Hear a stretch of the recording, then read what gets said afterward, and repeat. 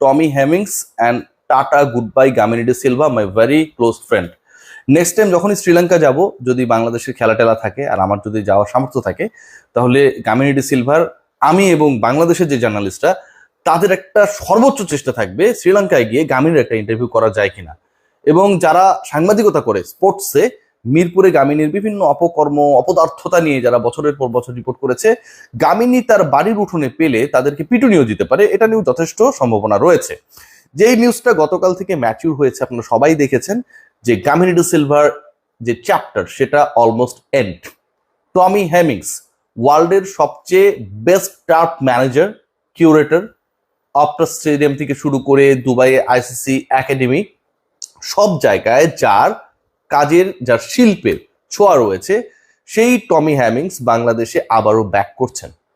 আপনারা সবাই জানেন এর আগে তার যে প্রথম অধ্যায় ছিল সেই সময়টায় তার সবচেয়ে বিটার এক্সপেরিয়েন্স ছিল from Gamini de Silva.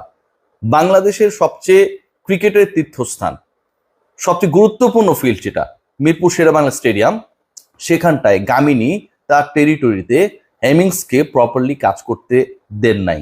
Sri Lankan syndicate নিয়ে তিনি ইন্টারভিউজে বলেছিলেন, এই স্বল্পভাষী মানুষ যখন এরকম বক্তব্য দেন এর মানে দাঁড়ায় কতটা বিরক্ত তিনি ছিলেন। তাকে একদম প্রধান করে আনা হচ্ছে বাংলাদেশের টার্ফ ম্যানেজমেন্টের ক্ষেত্রে, এবং তার আন্ডারে প্রশিক্ষণ হবে, তার আন্ডারে বাকি যত কিউরেটর রয়েছে সবাই কাজ করবে।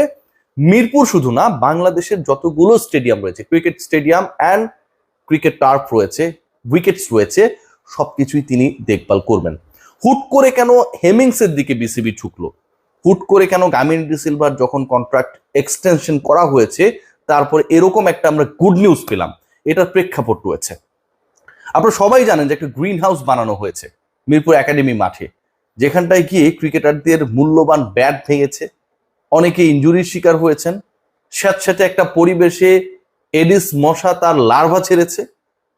ক্রিকেটীয় কার্যক্রমকে প্রসারিত করার জন্য যে স্ট্রাকচারটা করা হয়েছিল কোটি কোটি টাকা ব্যয়ে, সেটা বাংলাদেশ ক্রিকেট বোর্ডের গলার কাটায় পরিণত হয়েছে। এবং এই পুরো প্রসেস বাস্তবায়নের ক্ষেত্রে, উইকেট ম্যানেজমেন্টের ক্ষেত্রে big role played by Gamini de Silva.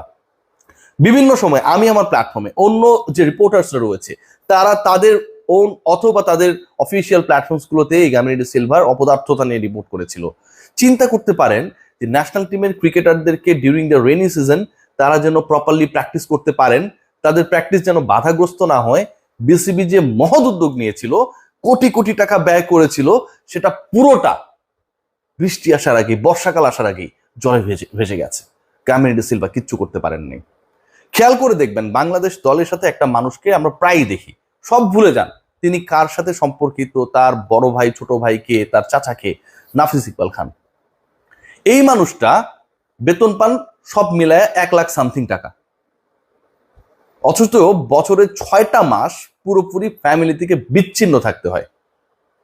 Gamini de Silva $4,500 বাংলাদেশে কাজ করেন। $4,500 সমান কত টাকা ভাবতে পারেন? প্রায় 5.5 লাখ টাকা প্লাস। এই যে এত অর্থ দিয়ে একজনকে রাখা হয়েছে, যিনি পুরো ক্রিকেট কাঠামো, ক্রিকেটের পিচ পরিকল্পনা, ক্রিকেটারদের জন্য প্রপার উইকেট তৈরি করা, কম্পিটিটিভ উইকেট তৈরি করা, মিরপুরের উইকেট নিয়ে যে সমালোচনা হয় সেই জায়গাটাকে অ্যাড্রেস করে কিভাবে এটার উন্নতি করা যায়, প্রত্যেকটা জায়গায় যিনি ব্যর্থ হয়েছেন তাকে আমরা 5.5 লাখ টাকা, 6 লাখ টাকার কাছাকাছি পে করছি। আর যেই লোকটা হচ্ছে পুরো দলের সাথে বিভিন্ন জায়গায় ঘুরছেন, থাকছেন, যেই লোকটা পুরো দলের সকল ম্যানেজমেন্ট আর ম্যানেজারিয়াল কাজগুলো করছেন, নাফিস ইকবাল খান, তাকে আমরা দিচ্ছি 1 লাখ টাকা। অপদার্থ একজন মানুষকে আমরা এরকম একটা হায়ার পেমেন্টে রেখে দিয়েছি, আর যেই মানুষটা আমার জন্য কাজ করে তাকে আমরা মূল্যায়ন করি না। বাংলাদেশ ক্রিকেট বোর্ডে এটা একটা অদ্ভুত চরিত্র। আমিনুল ইসলাম বুলবুলকে নিয়ে ইমরুল কায়েস স্ট্যাটাসে লিখেছেন যে তিনি কেন 12,000 টাকার বাসায় থাকবেন, বিসিবি একটা ব্যবস্থা করেছিল। অবশ্যই বুলবুল ভাই কেন 12,000 টাকার বাসায় থাকবেন, কি কারণে তাকে এই স্যাক্রিফাইস করতে হবে? তিনি তো এখানটায় কোনো ক্যাটাগরি থেকে এসে প্রেসিডেন্ট হওয়ার জন্য আসেননি, তাকে একটা বিশেষ পরিস্থিতিতে রিকোয়েস্ট করে নিয়ে আসা হয়েছে। বুলবুল ভাইয়ের যে ফ্যামিলি অস্ট্রেলিয়ায় থাকে, যখন তিনি ফ্যামিলির সাথে মিট করতে যেতেন, আইসিসি কি তার সেই বিমান ভাড়াটা দিত না? তিনি যখন দুবাইয়ে কাজ করতেন অথবা তিনি যখন অন্য রাষ্ট্রগুলোর সাথে, দেশগুলোর সাথে, ক্রিকেট বোর্ডগুলোর সাথে কাজ করতেন, তখন কি তার প্রপার অ্যাকোমোডেশন আইসিসি দিত না? সো আমরা আইসিসির চাকরি ছাড়িয়ে বুলবুলকে এখানে নিয়ে এসেছি, কিন্তু আমরা কিছু দিব না, আমরা নিউজগুলো পাস করে দিব। বিসিবি থেকে পাস হোক আর না হোক, আমাদের কিছু রিপোর্টার এই নিউজগুলো করবে যে বুলবুলের জন্য এত টাকা, অমুক হোটেলে তিনি থাকেন। এই জিনিসগুলো কোনোভাবে একসেপ্টেবল না। যারা কাজ করে তাকে আপনার মূল্যায়ন করতে হবে। তাকে কেন তার বাসা নিয়ে চিন্তা করতে হবে? একটা মানুষকে কেন তার বেতন নিয়ে চিন্তা করতে হবে? নাফিস ইকবাল খান শুধুমাত্র চিন্তা করবে ন্যাশনাল টিমের ক্রিকেটারদের নিয়ে, তাদের ফ্যাসিলিটিস নিয়ে, তাদের ম্যানেজ করা নিয়ে। তাকে কেন চিন্তা করতে হবে ভাই? বাংলাদেশ ক্রিকেট আসলে এভাবেই চলছে, এগুলো নিয়ে বলার কেউ নেই। আমি যখন বলবো তখন আপনারা আমাকে দালাল বলবেন। ইন্টারেস্টিং পার্ট যেটা, টমি হ্যামিংস বাংলাদেশে যেহেতু আসছে, সো মিরপুরের উইকেট একটা বড় বদল আমরা দেখতে পাবো, নো ডাউট অ্যাবাউট দ্যাট। এই বদলটা খুব দরকার ছিল।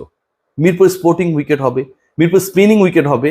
মিরপুরে যখন বাংলাদেশ ক্রিকেট বোর্ড মনে করবে যে ওই যে 62 রানের উইকেট, সেটাও হয়তো হবে। বাংলাদেশের ক্রিকেটারদেরকে ফ্লারিশমেন্টের ক্ষেত্রে সবচেয়ে বড় বাধা হিসেবে কাজ করেছে মিরপুরের উইকেট। কারণ ক্রিকেটারদেরও দোষ রয়েছে, তারা তো মিরপুরের বাইরে যেতে চায় না, খুব বাধ্য না হলে সিলেট চিরঙে তারা যেতে চায় না। বাংলাদেশ ক্রিকেট বোর্ড যতই প্ল্যানিং করুক, সিনিয়র ক্রিকেটাররা বেঁকে বসে। এখন এমন একটা জায়গায় তারা প্র্যাকটিস করতে চায়, কন্টিনিউ করতে চায়, যেই জায়গাটায় আসলে প্রপার উইকেট জামি ডি সিলভা তাদের দিতে পারছিলেন না। টনি হেমিংস, যিনি পুরো বিশ্ব ক্রিকেটে একটা respected name for making wickets, curating এর ক্ষেত্রে, নিশ্চয়ই সেই ধারা চেঞ্জ করতে পারবেন। বাংলাদেশের ক্রিকেটে মিরপুরকে কেন্দ্র করে অস্বস্তিতা নিশ্চয়ই দূর হবে।